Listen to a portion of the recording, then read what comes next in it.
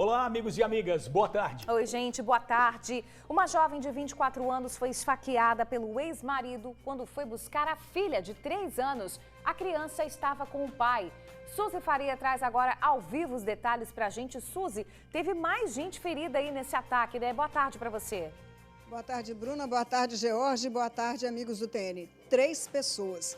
A mulher de 24 anos, ex-companheira do agressor, o cunhado dele, que é irmão da mulher, e também um morador da rua, que tentou interferir para evitar que ela fosse morta. Bruna, não adiantou. A mulher escolheu um local público, bem visitado, muito cheio de pessoas, para intimidar o agressor a fazer qualquer coisa com ela. Adiantou não, viu? E olha, sabe o que é pior? Ele fez tudo isso na frente da filha de 3 anos de idade. A gente vai detalhar melhor esse assunto daqui a pouco. Bruna, George. Valeu, Suzy. Olha, um corpo ficou 3 dias pendurado na janela de uma casa em Viana. Foram os vizinhos que descobriram a morte após sentirem falta do homem que estava sumido do bairro. Amigos da vítima foram até a casa e se depararam com a cena. A polícia militar foi acionada na sexta-feira e constatou a morte. Mas o corpo só foi removido ao DML no final da manhã de sábado. Mais detalhes desse caso daqui a pouquinho. Agora a gente fala com a repórter Vanusa Santana, que está chegando aqui junto com a gente com 2 assuntos. O ataque a uma loja na Serra e também o caso do soldado da Polícia Militar que virou réu na justiça. Vanusa, o militar enviou uma mensagem em um grupo de WhatsApp zombando da vítima que ele assassinou. Boa tarde para você. Muito boa tarde, Bruna Maria e George. Boa tarde aos amigos do TN que nos acompanham de casa. Exatamente. Logo depois de prestar esclarecimentos na Delegacia Regional de Vitória, o policial Lucas Torresani teria mandado uma mensagem por um grupo de WhatsApp que ele fazia parte junto com outros amigos, de que a vítima, o músico Guilherme Rocha, agora teria todo o tempo do mundo para poder descansar, para poder dormir, fazendo uma referência que ele já estava morto. Bem, o inquérito que investigava a morte do músico foi concluído pela Polícia Civil na última semana. Hoje pela manhã, a PC fez uma coletiva de imprensa passando vários detalhes. Novas imagens foram divulgadas. Elas mostram que o músico já teria ido outras 2 vezes pedir silêncio, pedir que o pessoal, o policial militar junto com os amigos fizesse silêncio porque a família dele queria dormir. Também mostram o momento em que a mulher do músico tenta sair e vê o marido caído no chão. Ela tenta sair do prédio, mas é impedida pelo policial de prestar socorro ao marido.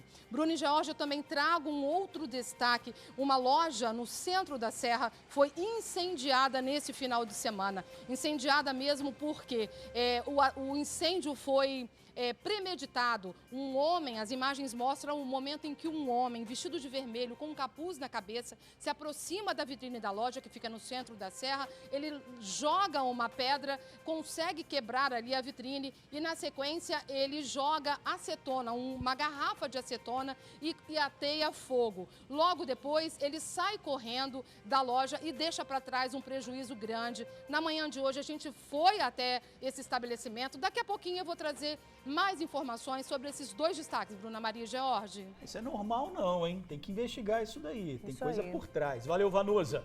Olha, jovens saem da festa em Vitória e no retorno um deles morre vítima de acidente na BR-262. A moto onde estavam as vítimas bateu em um caminhão. O motociclista de 18 anos teria avançado o sinal vermelho, bateu no caminhão e morreu na hora. Ele não tinha habilitação. Agora olha essa história, gente. Pai e filho seguiam na BR-101 Norte em veículos separados. O pai estranhou o atraso do filho, voltou e encontrou o filho morto, vítima de um acidente. Ele perdeu o controle do caminhão numa curva na altura de Pedro Canário. Mais detalhes dessa história triste, dessa tragédia em família, a gente vai dar para vocês já já. E se recupera em casa o motoboy que teve o pescoço cortado por uma linha de pipa com cerol em Vila Velha. A gente tem essas imagens aí do momento em que o motoboy é atingido pela linha, ele tenta tirar o tempo inteiro a linha com cerol do pescoço e logo depois outras imagens, gente, de pessoas tentando socorrer esse motoboy. A gente vê que o primeiro carro para, logo depois vai tentar socorrê-lo e outro carro também. Luciano Rosetti, você abordou essa situação hoje, conversou com familiares, não é isso? Boa tarde.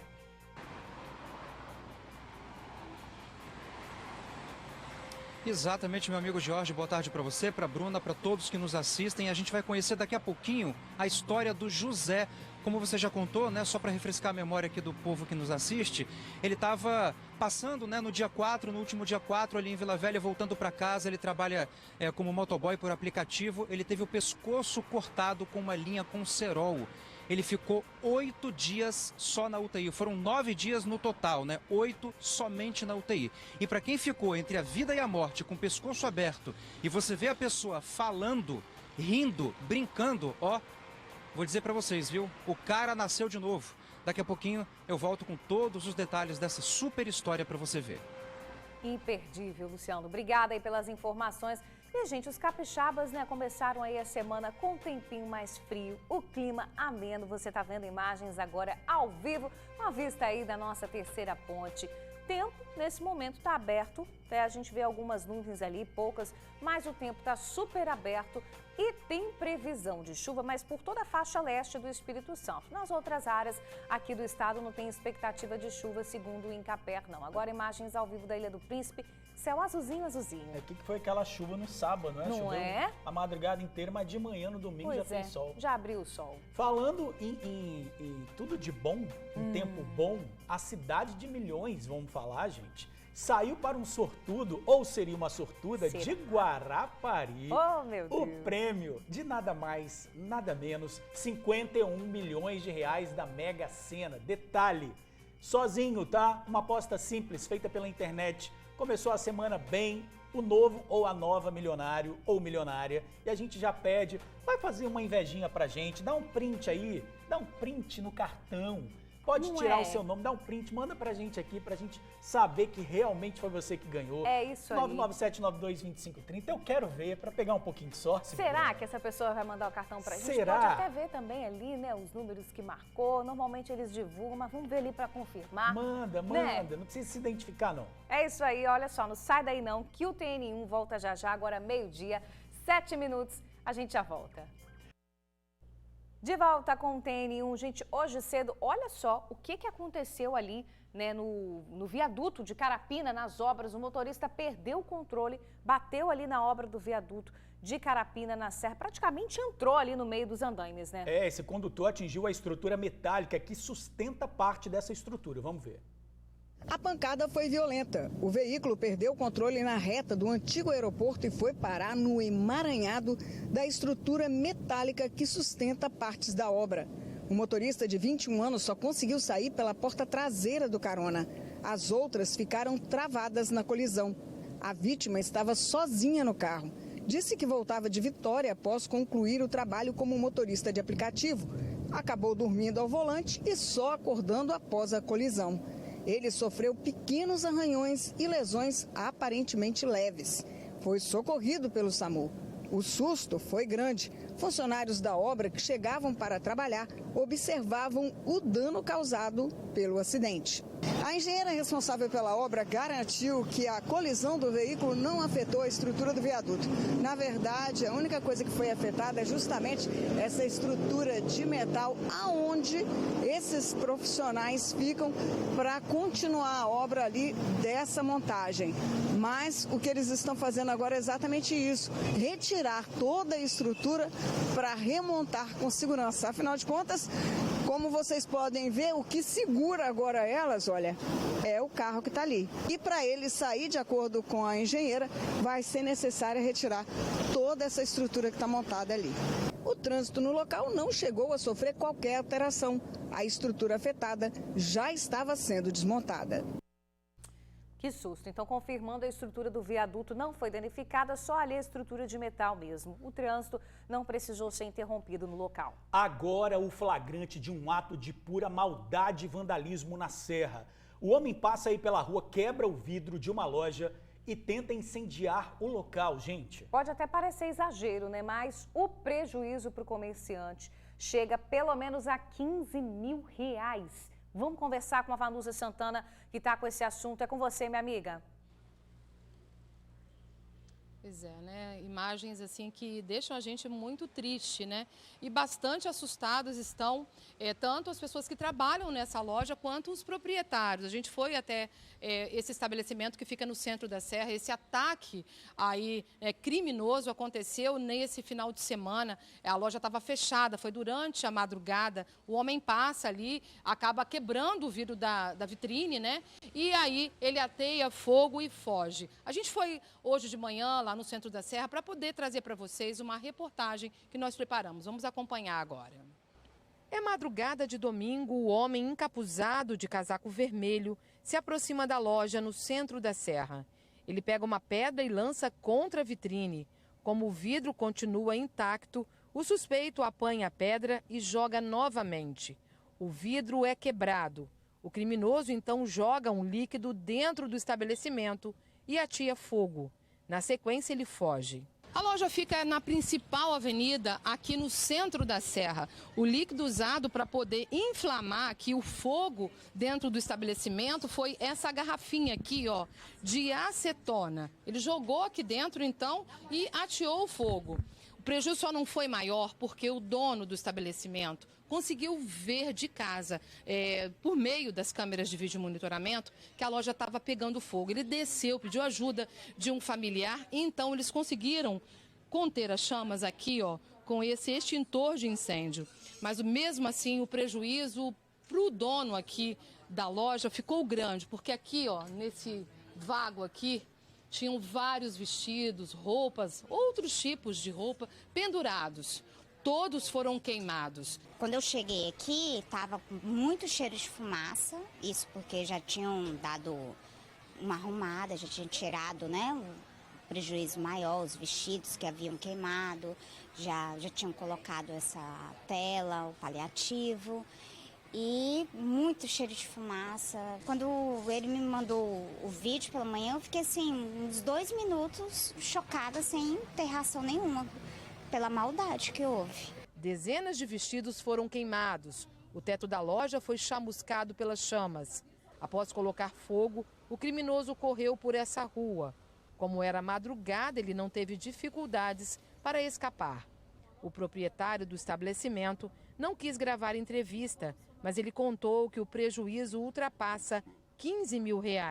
Muito triste, principalmente porque tanto trabalho, tanto esforço, e você chega e vê todo o seu esforço jogado fora. É muito triste mesmo, tá?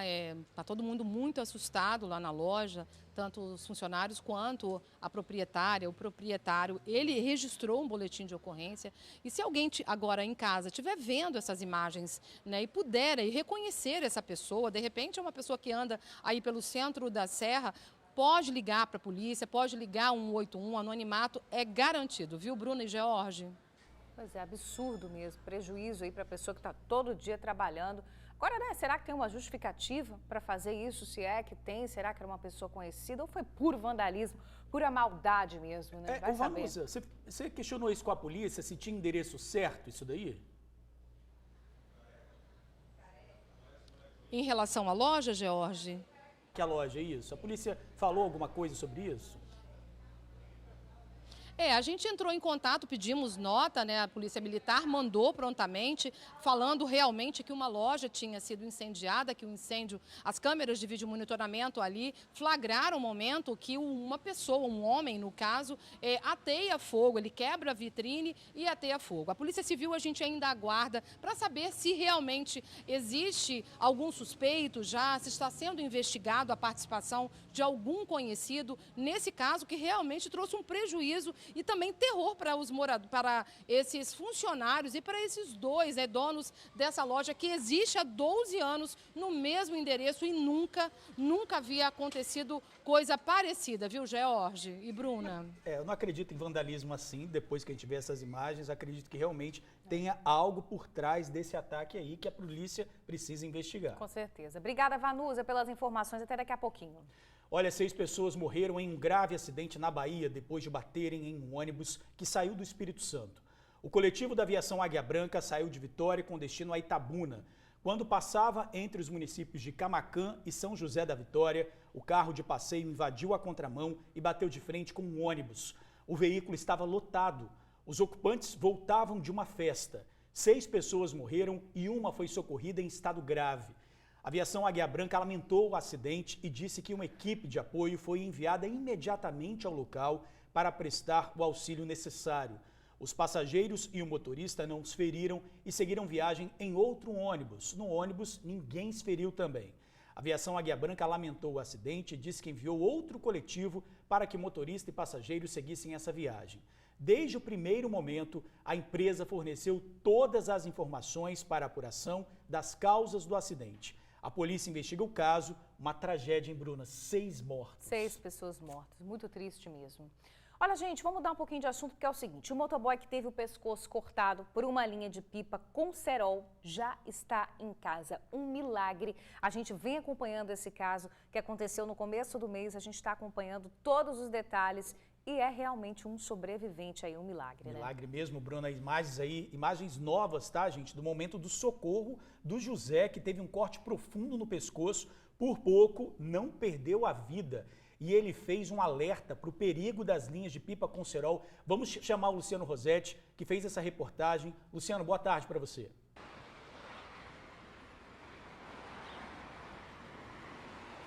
Pois é, pessoal, a gente vai apresentar para você agora o José.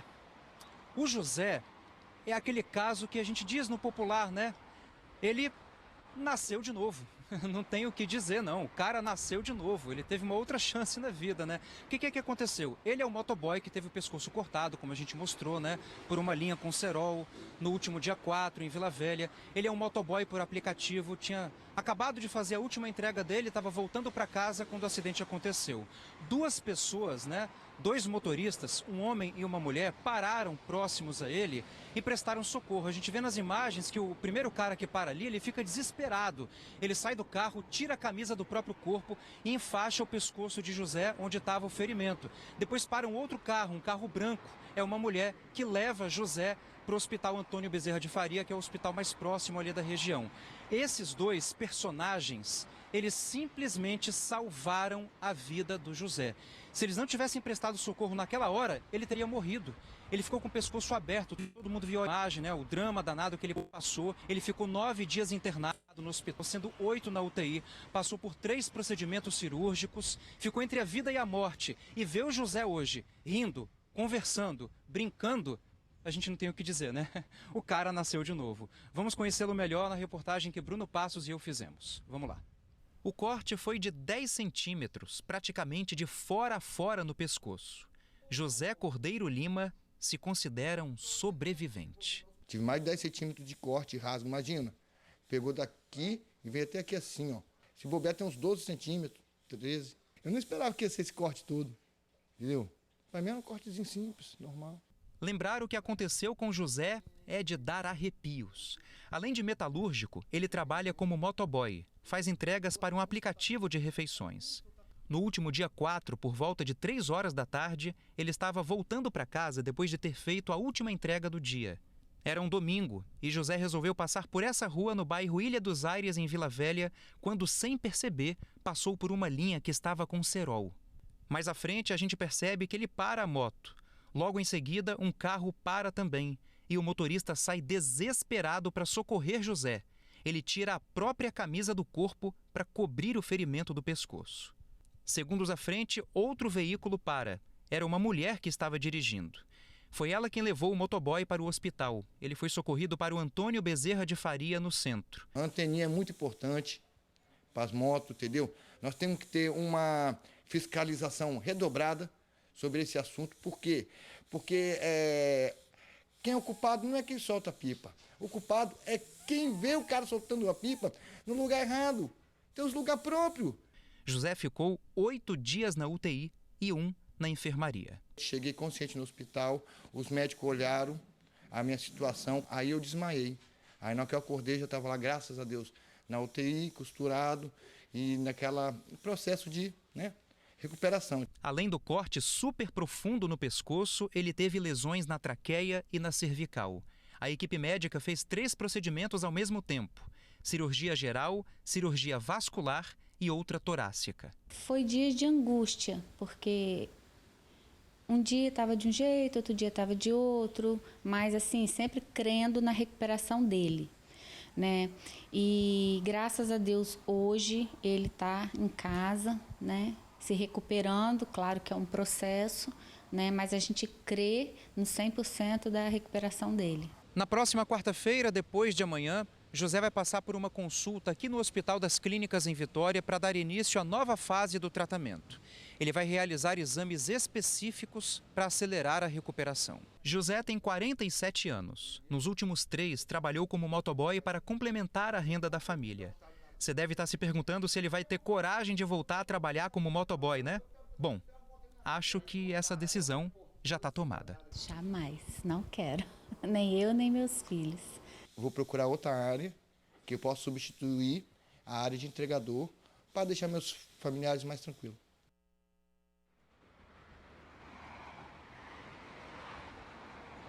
Pois é, a gente super entende essa decisão tomada em família, né, José? E outra coisa, a gente ficou super emocionado, tá, de conhecer você, saber que você está bem, passar por tudo que você passou. E a gente fica muito feliz com isso. E ficamos muito felizes também com a atitude dos 2 motoristas, né, George e Bruna, que tiveram a sensibilidade, o senso humano de socorrer o outro ali, o próximo que precisava, né? O primeiro que pegou a camisa, tirou a camisa do corpo para colocar ali no pescoço dele para estancar o ferimento, tentar parar o sangramento de alguma forma. A outra motorista, uma mulher que ofereceu carona para o hospital, aquele corre-corre. Esse corre-corre de vocês 2 salvou a vida do nosso amigo. Ele está aqui hoje no TN para contar essa história para todo mundo e emocionar todos nós também. Né, George e Bruna? Sabe o que é mais emocionante, Luciano, nessa história mesmo? Você falando aí, né, dos 2 motoristas ajudando. 2 anjos. 2 anjos. É que quando a gente está andando e vê uma situação no trânsito, geralmente o que você faz? Você não se mete, que você acha que é uma confusão. Só que o motorista do carro verde vinha atrás e viu que ele foi atingido. Logo depois o motorista do carro verde está vindo ali e ele viu que o motorista estava tentando tirar o fio de qualquer jeito, por isso que ele parou para ajudar. Estava muito atento também, né? Estava muito atento. E a outra motorista do carro branco, que parou para ajudar depois, também percebeu. Agora, a gente já está em contato com esses 2 motoristas, Bruno. Vamos tentar falar com eles, né? A gente vai conseguir falar com eles e vai trazer esses 2 que ajudaram, né, o motoboy, seu José, a se recuperar, levar para o hospital, porque foi muito feia a imagem, muito feia a imagem. E é o que o Luciano falou, nesses casos assim, o tempo de socorro, ele é fundamental para ver se a vítima ali vai sobreviver ou não. Então, assim, essa mulher, esse homem ter feito ali, né, o torniquete com a própria blusa e ter botado ele machucado no carro dessa mulher que prontamente o levou para o hospital foi com certeza crucial para que José hoje estivesse vivo. Então vamos conversar com eles. Você poderia estar achando, ela poderia ter passado, achando que era uma confusão no trânsito. Vou sair daqui, né? A gente vê tantos problemas, tantas pessoas sendo assassinadas no meio do trânsito. É isso aí. E eles ajudaram. Vamos ouvir eles também. Isso aí. Luciano, meu amigo, obrigada aí pelas informações. Bom trabalho para você. Gente, agora muita atenção para essa história que a gente vai contar agora, porque é o seguinte, imagina a cena. O corpo de um homem ficou 3 dias, olha aqui, literalmente pendurado em uma janela em Viana. As pernas a gente está vendo ali que estão entre as grades, né? Parte do corpo ficou para dentro da casa e a outra parte ficou para fora da casa. Ele não estava dormindo, não. Não estava dormindo, não. Ele já estava ali morto. Foram 3 dias assim. Esse homem, o corpo desse homem, desse jeitinho aí pendurado na janela. A gente não sabe ainda o que provocou essa morte, mas os vizinhos ficaram revoltados com a demora para a remoção do corpo. 3 dias, né? Por 3 dias, porque a vítima tem 44 anos, foi identificada até agora, né, que a gente conseguiu identificar a nossa produção apenas como Bruno, e os vizinhos contaram que esse corpo ficou 3 dias nesse local. A casa, gente, é um pouco mais afastada das outras residências, por isso ninguém sentiu o mau cheiro aí do corpo. Deram por falta mesmo dele, né? O homem estava sumido já há alguns dias, né? A galera costumava vê-lo pelo bairro, então sentiram falta dele, daí um amigo decidiu procurá-lo na residência e infelizmente encontrou aquela cena lamentável ali, ele já morto, pendurado na janela. A polícia militar, gente, localizou a vítima na sexta-feira. Os policiais quebraram o cadeado da casa para ter acesso ali à parte interna da residência e constataram que realmente ele já estava ali sem vida. O morador afirmou que esse homem aí usava drogas, era usuário de drogas, mas a princípio mantinha um bom relacionamento com todos do bairro, então está todo mundo se perguntando, né, o que poderia ter acontecido, ter motivado essa morte. Mas fato que deixou todo mundo, claro, assustado e revoltado também, justamente por conta dessa demora para retirar o corpo, que estava ali nessa situação lamentável, uma imagem muito forte mesmo, né? Pois é, o repórter Matheus Souza esteve no bairro e traz mais detalhes desse caso. Vamos ver a reportagem. A casa fica nessa rua. Quem passa por ela até pode pensar que está abandonada. Isolada por um matagal de ambos os lados, isso contribuiu para que ninguém notasse o odor que exalava de lá. A cena chocou vizinhos que encontraram o corpo. Ele era conhecido como Bruno na vizinhança e estava há quase 3 dias desaparecido. O corpo foi visto na janela que fica nos fundos da casa dele, em Arlindo Vilasque Viana. A posição, mais incomum ainda, com metade do corpo caído para dentro da casa e uma das pernas presa e pendurada pela grade. A morte do homem que foi encontrado nessa casa, aqui no bairro Arlindo Vilasque Viana, permanece um mistério para todos os moradores da região. Segundo os poucos vizinhos que ele tinha, esse homem se chamava Bruno, um catador de recicláveis de 44 anos, de personalidade tranquila e que não causava problemas para ninguém. Ainda assim, ele foi encontrado morto em circunstâncias estranhas, até mesmo para a polícia. Com medo, ninguém quis gravar a entrevista, mas contam que acionaram a polícia assim que encontraram o corpo, na sexta-feira. Policiais militares vieram e confirmaram a morte. No sábado, o Corpo de Bombeiros também enviou uma equipe para serrar a grade. Nesse mesmo dia, a Polícia Civil enviou o rabecão e, segundo a equipe, o corpo estava em decomposição em um estado avançado. Agora, a causa da morte segue sob investigação no Departamento Médico Legal. Que situação, né? Os bombeiros afirmaram que foram acionados no sábado pela manhã, como o Matheus disse, para prestar apoio aí nessa ocorrência. O corpo estava preso na grade, em estado avançado de decomposição, foi retirado e levado ali pela Polícia Civil da ML de Vitória. Os exames agora vão indicar o que de fato provocou a morte da vítima. A Polícia Civil diz que está apurando porque o acionamento de sexta-feira à noite não foi atendido. Olha, vamos chamar agora a repórter Suzy Faria, que traz um caso, gente, inacreditável. Uma mulher foi agredida pelo ex-companheiro e ela já estava pensando que isso poderia acontecer, levou o irmão. Depois isso, Suzy, aconteceu a agressão na frente da filha de 3 anos. Ela já tinha falado, olha, isso vai acontecer, avisou o irmão, ele agrediu ela e depois agrediu mais gente, não foi isso? Foi, George, foi uma bagunça generalizada. Bagunça, mas não pelas vítimas, é claro, pelo agressor. Ele já teve um relacionamento bem conturbado com esta vítima. 4 anos de casado, uma filha de 3 anos, e ela não suportou mais tanta pressão que vinha sofrendo e tantas agressões. Disse, inclusive, que enquanto estava grávida, foi agredida. Mas acreditou que ele podia mudar, deu várias chances. Até que esse ano ela não suportou mais. Estão há 3 meses separados. Mesmo assim, ele continua verbalmente a agredindo. Inclusive, ela tem medida protetiva contra ele. E ontem, quando ele foi entregar a menina de 3 anos, que passou o final de semana com ele, ela, a vítima, a mulher, a ex-mulher desse homem, resolveu marcar num local público, bem movimentado, para ver se ele se sentia intimidado de fazer alguma coisa. Adiantou não, viu? Além dela, outras 2 pessoas foram feridas. Fomos ao local, conversamos por telefone com a vítima, que não quis gravar pessoalmente, porque ainda está muito traumatizada com a violência que sofreu. Vamos acompanhar aí a reportagem. Foi nesta área turística, em São Francisco, na Serra, que a tentativa de feminicídio aconteceu. Um local cercado de arte que atrai turistas e estudantes. Aqui, uma técnica de enfermagem de 24 anos marcou encontro para que o ex-marido devolvesse a filha, que passou o final de semana com ele. Era 6 horas da tarde de domingo. Mas a ideia de um local público para evitar problemas não adiantou. E a técnica de enfermagem foi vítima da violência, mesmo estando acompanhada do irmão. Assim que desceu do carro, o homem continuou a discussão que tinha sido iniciada no telefone. Continuou agredindo verbalmente a mulher, ou melhor, a ex-mulher. Mostrou, inclusive, que estava armado, viu? Tinha uma arma na cintura. Não satisfeito com esse tipo de intimidação, ele voltou para o carro e pegou uma faca que estava lá, deixou a porta aberta, exatamente onde estava a filha de 3 anos, que assistiu a tudo. Assistiu a mãe ser esfaqueada 8 vezes. E olha, pessoas que tentaram interferir também acabaram feridas. Pelo telefone, a vítima conta o drama que viveu. Ela levou 8 facadas e tudo tendo a filha de 3 anos como testemunha.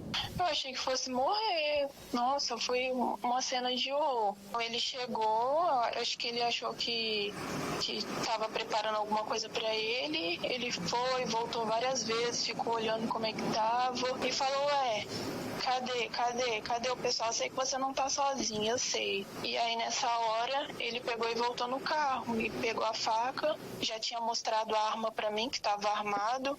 E aí nisso meu irmão, ele veio para mais próximo de mim. E aí quando ele começou a me esfaquear, meu irmão entrou no meio e já começou a me defender. O irmão dela foi atingido no braço e por pouco não foi atropelado pelo agressor. Meu irmão foi para cima dele quando ele estava me esfaqueando. Aí assim, eu não consegui ver muita coisa, mas eu vi que eles estavam, né, tentando ali sair um do outro.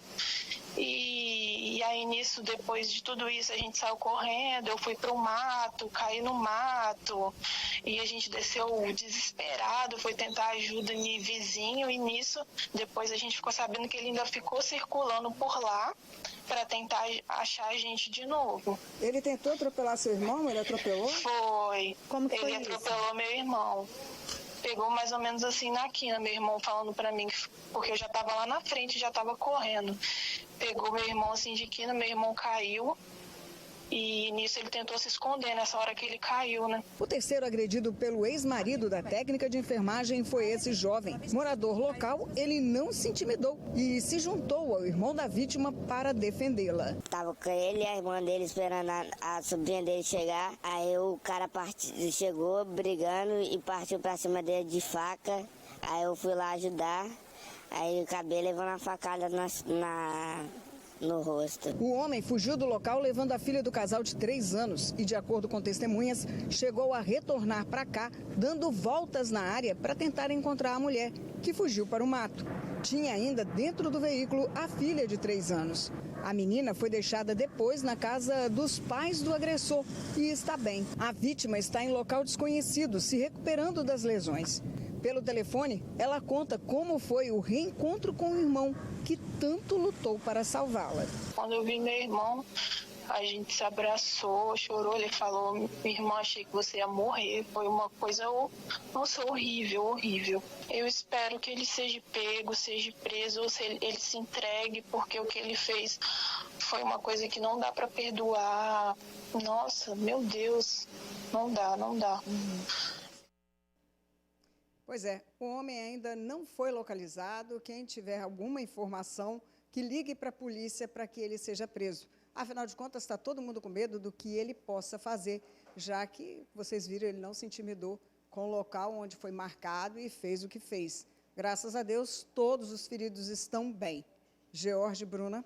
Isso é um aviso de assassinato. Não tem saída. Se ele não for preso, ele vai agir novamente. Está muito claro isso. A mulher precisa de ajuda, essa Com mulher, certeza. essa criança, medida protetiva, porque ele não foi preso, como você falou, então a qualquer momento, né, tá aí solto e já mostrou que é capaz do que pode fazer. Mas mesmo com medida protetiva, o foco dele, ele tá, não é isso Suzy, que você falou? Ele está com medida protetiva, ela tem medida. Ele está com medida protetiva. Mesmo assim, olha só, ele a agrediu verbalmente pelo telefone e fisicamente quando chegou no local.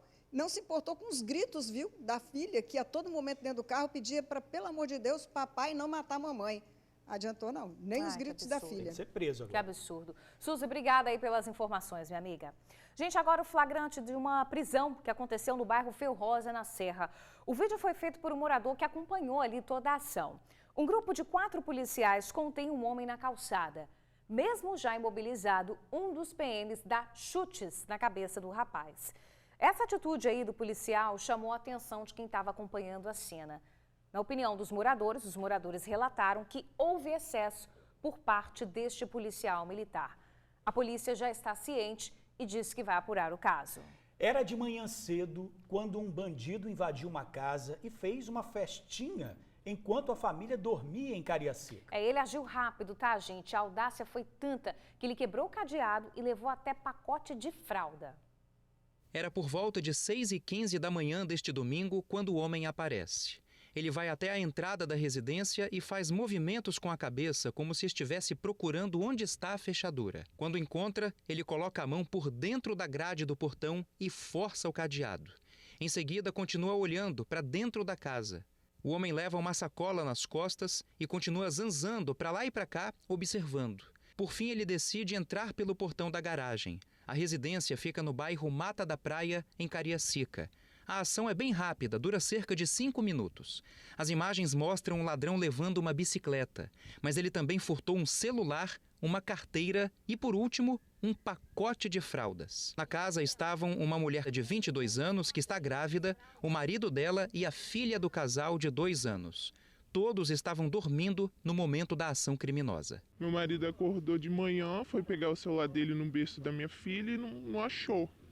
Aí ele foi e me perguntou se eu tinha pegado o celular dele, aí eu fui e falei que não, eu tinha acabado de acordar, era 7 horas. A manicure está no 8º mês de gestação. Quando ela viu as imagens, ficou apavorada. Ninguém percebeu a presença do bandido. Eu estava dormindo, minha filha estava na cama comigo, fiquei com medo dele ter mexido, né, na gente, alguma coisa assim, porque a gente ligou para o celular do meu marido e ele atendeu e falou bem assim, quem está falando é o pai das suas filhas, falou desse jeito comigo. A residência é de 2 andares. Quem mora na parte de cima é a mãe da jovem, que também ficou muito assustada. A gente está tentando entender pela filmagem como que ele conseguiu abrir o cadeado, porque ele só enfia uma mão por dentro, não sei que mágica que ele fez que ele conseguiu abrir o cadeado fácil, o cadeado não é fino, é grosso. Diante do que aconteceu, a família se pergunta como é que o criminoso conseguiu invadir a residência, sendo que o portão estava trancado com cadeado, levar uma bicicleta, uma carteira, um celular e um pacote de fraldas e fugir sem fazer nenhum barulho. Essa facilidade, entrou, roubou celular, roubou carteira, pegou um pacote de fralda e saiu com a bicicleta e ninguém viu. Essa semana eu vou atrás de trocar a porta, né, e tentar fazer alguma coisa lá no portão principal que ele entrou, porque se foi fácil assim, ele pode, sei lá, dar medo de voltar de novo. Quem tiver qualquer informação sobre o suspeito pode ligar para o Disque Denúncia 181. 6 caminhonetes 0 km viraram cinzas em um incêndio no norte do estado. Ao todo, 6 veículos novos foram destruídos pelo fogo.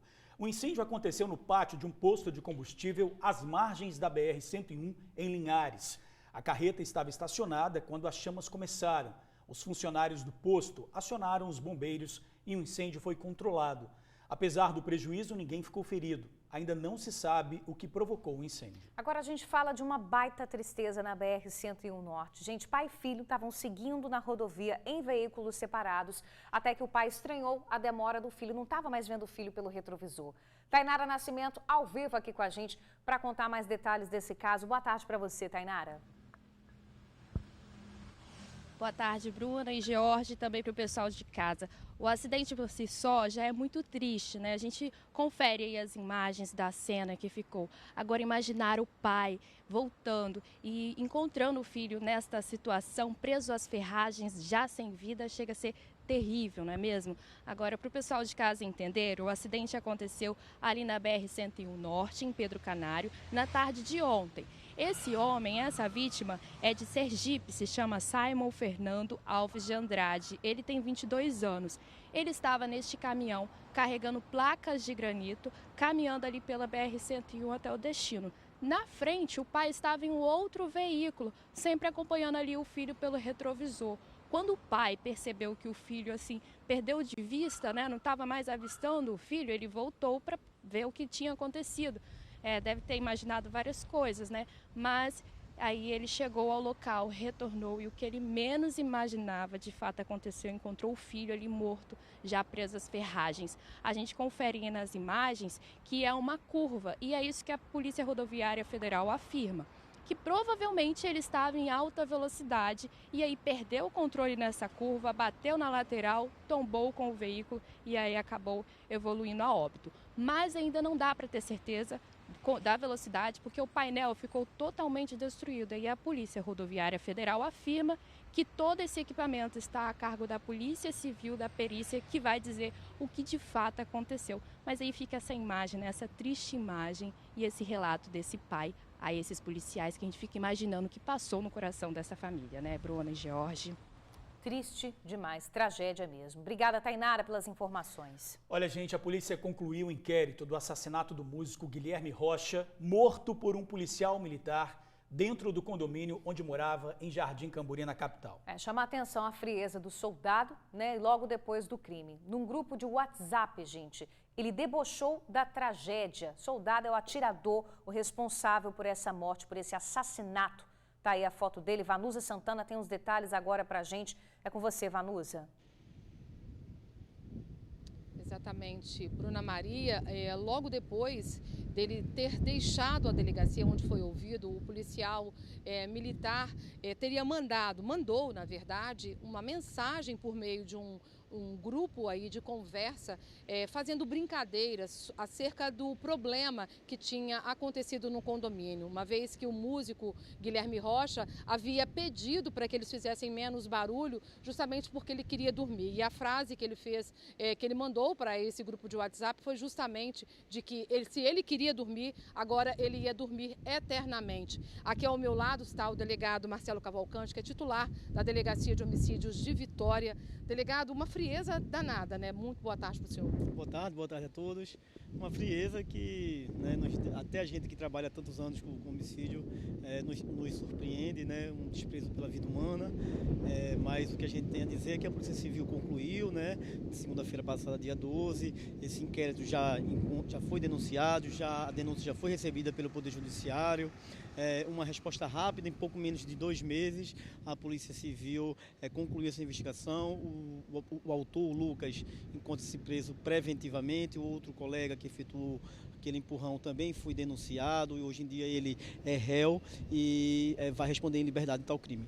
Agora, delegado, eles foram indiciados em quais artigos? Só para a gente saber, né? Um é policial militar, é um soldado, o Lucas Torresani. Ele foi indiciado pelo quê? Exato, o Lucas ele foi indiciado pelo homicídio consumado, duplamente qualificado, motivo fútil e por meio que dificultou a defesa da vítima, bem como pelo crime de abuso de autoridade, já que ele se prevalece da função naquele momento ali, ceifando a vida de Guilherme. Já o amigo, ele foi também denunciado como coautor no crime de homicídio, também duplamente qualificado. O Lucas, a gente pode até colocar as imagens agora no ar, ele, num determinado momento que a esposa do Guilherme tenta sair do prédio para poder fazer o socorro, ele impede, não é isso? Exato. Choca, né? A família, a esposa, a companheira, tenta socorrer a vítima, o marido, e ela é impedida pelo Lucas, né? Que friamente também dá 2 goles, né? No copo que estava segurando com bebida alcoólica. Além disso, impede que ela saia, chuta a porta, armado, né? Chega ainda a tentar apontar a arma, né? Em direção à porta. Como a gente fala, é um crime que nos surpreende. A gente entrega esse inquérito com a sensação de dever cumprido, um inquérito que a gente rapidamente a gente conseguiu a solução, com o apoio da Polícia Técnica Científica. Logicamente, a reconstrução simulada dos fatos foi determinante para nós conseguirmos desvendar a dinâmica do crime, a qual, sem sombra de dúvidas, a gente chega à conclusão de que o Jordan, o indivíduo que empurra a vítima, ele sim também é considerado autor desse crime bárbaro. Ok, muito obrigada. Parabéns pelo excelente trabalho, delegado. A gente volta aí no estúdio com vocês. Chocante essas imagens, o desespero ali da enteada e da esposa, né? Obrigada, Vanusa, pelas informações. Agradeço também ao delegado Marcelo. Gente, em Cariacica, um jovem morreu em um acidente na BR-262. Ele estava na moto com um amigo que avançou o sinal vermelho. O acidente ocorreu às 6h50 da manhã deste domingo, neste cruzamento da BR-262 em Cariacica. Na moto estavam 2 vítimas. Um adolescente de 18 anos, que foi identificado como Marcos Vinícius Gomes da Cruz, e outro de 15, que foi socorrido para um hospital. Marcos Vinícius não tinha habilitação e morreu na hora. Os dois teriam saído de uma festa no bairro da Penha, em Vitória, e estariam seguindo para casa, em Santa Bárbara, Cariacica. De acordo com a Guarda Municipal, o piloto da moto ultrapassou o sinal vermelho e bateu no caminhão. Havia uma testemunha no local que presenciou o fato. Segundo ele, os adolescentes, um adolescente de 15 anos e um jovem de 18 anos estavam em uma moto, ultrapassaram o sinal vermelho da Avenida Mário Gurgel. Um caminhão que vinha da Avenida 17 estava atravessando a rodovia Mário Gurgel. Os adolescentes acabaram colidindo no meio desse caminhão. Na batida, a moto acabou entrando embaixo do veículo maior. A moto foi arrastada por mais de 10 metros. O motorista do caminhão havia acabado de sair de casa. Ele mora em Itacibá e estava seguindo para um galpão de uma loja de móveis em Jardim América. Ele iria carregar o veículo e sair para as entregas do dia. O motorista de 59 anos estava muito assustado e não quis mostrar o rosto. Ele diz que o motociclista estava em alta velocidade. Eu vi os meninos gritando, para. Aí não, só vi o baque no pneu. Quando eu parei aqui na frente, eu vi lá que eles tinham se acidentado debaixo do caminhão. Ele estava em alta velocidade? Estava, e avançou o sinal vermelho. Olha, agora a gente fala de um grave acidente com um ciclista em Vila Valério. Bota aí na tela, por favor, as imagens, porque uma câmera de vídeo monitoramento registrou o momento em que esse jovem desce a ladeira em alta velocidade. Olha aí, gente, ele perde o controle, cai com tudo e ainda arrasta pela rua ali na pista, né? Os moradores correm para ajudar, ficam muito preocupados a ver que o rapaz realmente já caiu ali desacordado praticamente. Uma cena impressionante. A gente percebe que ele até tenta parar, né, mas não consegue. A queda é realmente muito feia. Nós não tivemos acesso ao estado de saúde desse ciclista, mas a gente espera que ele esteja bem se recuperando. Nossa, impressionante Muito. mesmo. E olha, em Linhares, câmeras também flagraram um acidente. A moto amarela segue pela avenida do bairro Nova Esperança. O piloto perde o controle ao fazer a curva. Ele bate no poste e cai na pista. Moradores chamaram aí o SAMU, já que o motociclista desmaiou após o impacto. A gente não teve acesso ao estado de saúde dele. Tainara Nascimento de volta aqui com a gente no TN1 para falar do sufoco e do prejuízo que o motorista de caminhão teve. Pois é, ele foi sequestrado e os bandidos, Tainara, levaram o veículo, fonte de renda da vítima, não é isso? Exatamente, George. Ele justamente procurou a nossa equipe para falar desse sufoco. O único meio de trabalho, a fonte de renda dele, esse caminhão, foi levado pelos criminosos. A gente tem imagens aí, mas ele pediu para a gente ressaltar a placa, caso alguém esteja percebendo alguma atividade suspeita. E tem aí esse caminhão azul LJS 6J21. Ele foi ali abordado por esses criminosos, próximo entre a Serra e Cariacica, ali próximo ao posto da Eco 101, e abandonado só na altura de Santa Leopoldina. Nós encontramos com ele na manhã de hoje, ele ainda está fazendo os procedimentos. No momento ele está aqui na Delegacia de Furtos e Roubos a Cargas, aqui na Patrimonial, está prestando depoimento. Em breve ele deve atualizar a gente, mas ele ainda está com muito medo porque ele falou que foi abordado por criminosos armados. Então a gente imagina o desespero desse trabalhador, né? A gente ressalta aí, quem tiver informação, procurar a polícia, para quem não sabe, trazer o alívio aí para esse trabalhador, esse motorista aí desse caminhão. Bruna, George. Certo, Tainara. Obrigada aí, minha amiga, pelas informações. Gente, bandidos fizeram um arrastão em um ônibus do Transcom em Vitória. Os criminosos estavam armados com uma faca e pegaram tudo que eles conseguiram. E na fuga, eles invadiram uma casa de shows em um centro de especialidades médicas. Vamos ver. As imagens mostram o criminoso de 21 anos já detido pelos policiais momentos depois de ser perseguido pelos passageiros do Transcol que ele havia acabado de roubar. Era por volta de 1h da tarde quando 2 criminosos com facas anunciaram um assalto à linha 506. Eles passaram recolhendo pertences dos passageiros e colocaram em 2 mochilas.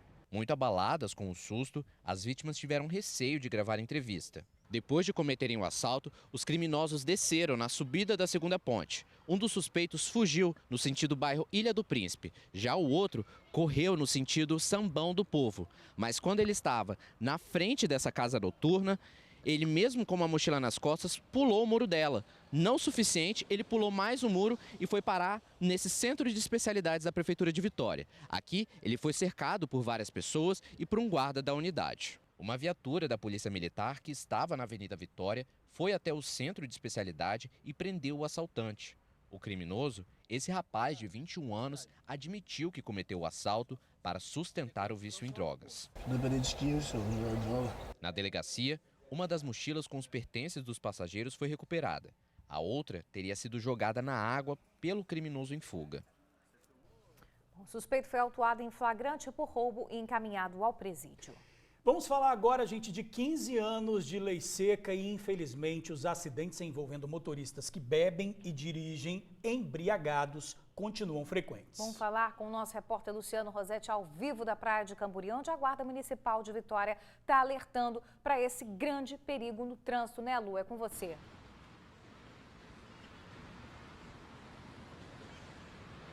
Pois é, meus amigos, hoje é um dia muito emblemático porque a lei seca completa 15 anos de existência. E quem não respeita, pode acontecer isso aqui, ó. Um cenário que a gente mostra muitas vezes aqui no TN, claro. Esse carro aqui pertence a uma simulação produzida aqui pela Guarda Municipal de Vitória, porque os dados aqui do Espírito Santo são muito alarmantes. Desse período todo que a lei seca, né? De existência da lei seca, no caso, né, 50 mil motoristas já foram autuados por embriaguez ao volante, uma média de 10 por dia, né, Bruno Xavier? Bruno Xavier é o coordenador de fiscalização aqui da Prefeitura de Vitória, da Guarda Municipal. Isso aqui é para chamar a atenção mesmo, né, Bruno? Boa tarde. Boa tarde a todos que nos assistem. Realmente, isso aqui é uma ação de conscientização com esse intuito. Provar às pessoas que álcool e direção não combinam.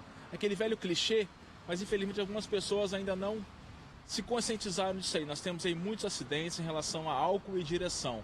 Nós temos percebido um número alto de condutores e mulheres. O número de mulheres vem crescendo em relação à alcoolemia ao volante. Essa era uma particularidade de homens. Agora tem um número grande de mulheres também ingerindo bebida alcoólica e dirigindo um veículo. Pois é, e 10 autuações por dia, né, por embriaguez ao volante é muita coisa, é uma média muito alta, né? Sim, nós temos aí muitos condutores que ainda insistem em ingerir bebida alcoólica e conduzir. Nas nossas operações, cerca de 30% das abordagens, os condutores se recusam a realizar o teste do etilômetro. Consequentemente, se recusa é porque ingeriram bebida alcoólica. E algumas pessoas ainda insistem em pensar que recusando, você vai se livrar do auto de infração, de suspensão. Pelo contrário, o condutor que recusa, ele é autuado por recusa, R$ 2.934 o auto de infração, e ele vai ter o direito de suspensão por 12 meses. Então a recusa não te livra da questão da infração e da suspensão. Você também vai ser enquadrado nessas mesmas medidas administrativas de um condutor que for pego conduzindo embriagado. Perfeito. Muito obrigado, Bruno Xavier, gerente de operações e fiscalização da Guarda Municipal de Vitória. Essa ação, repito, está acontecendo aqui na Orla de Camburi, aqui na Avenida Dante Michelini. Quem passar por aqui e observar esse carro batido na árvore, não é acidente de verdade não, viu? É uma simulação que traz a nossa consciência sobre a prudência no trânsito. Se beber, não dirija, né? Todo mundo já fala esse ditado, vamos repetir aqui no TN. Não é isso, pessoal? Volto com vocês. Com certeza. Se conscientizar. Isso aí. Obrigada, Luciano, pelas informações. Rápido intervalo, a gente já volta. Já imaginou ganhar sozinho mais de 51 milhões de reais? Essa é a bolada que uma única pessoa vai receber por ter acertado os números sorteados na Mega Sena. Gente, essa aposta foi feita em Guarapari, por isso você está vendo aí as imagens. O sorteio foi no último sábado. Os números sorteados foram 11, 14, 16, 30, 32 e 46. Detalhe, tá? Foi uma aposta simples, feita pela internet. Uma pessoa só. Você imagina, agora tá todo mundo querendo saber se o milionário ou a milionária é da Cidade de Saúde ou se é de um turista, né, que estava ali por Guarapari, fez a aposta ali online por Guarapari. Vai que é um mineiro. Vai. Vamos falar agora de Campeonato Nacional de Bodyboard no Espírito Santo, que bombou nesse fim de semana em Vila Velha. Vamos acompanhar a reportagem. Depois de uma madrugada de chuva, até São Pedro colaborou e deu solzão na grande final da primeira etapa do Circuito Brasileiro de Bodyboard. Nesse domingo, foram disputadas as categorias masculina, feminina e PCD. O evento atraiu famílias e gente de todas as idades para acompanhar os atletas. E falando neles, teve muita gente que desembarcou em terras capixabas para participar da competição. Esse é o caso da Dadá, atleta 40 anos, ela veio de São Paulo para participar do circuito. Essas ondas são muito difíceis, eu me machuquei muito essa semana surfando aqui, foi testa, foi catch, foi joelho, mas hoje finalmente eu consegui encontrar as ondas certas, me posicionar melhor e garantir o campeonato aí. Também de São Paulo, O Wagner é primeiro campeão na categoria pessoa com deficiência e veio mais uma vez em busca da vitória. Peguei bodyboard faz 30 anos e de lá para cá eu melhorei demais como pessoa. A galera me motiva demais.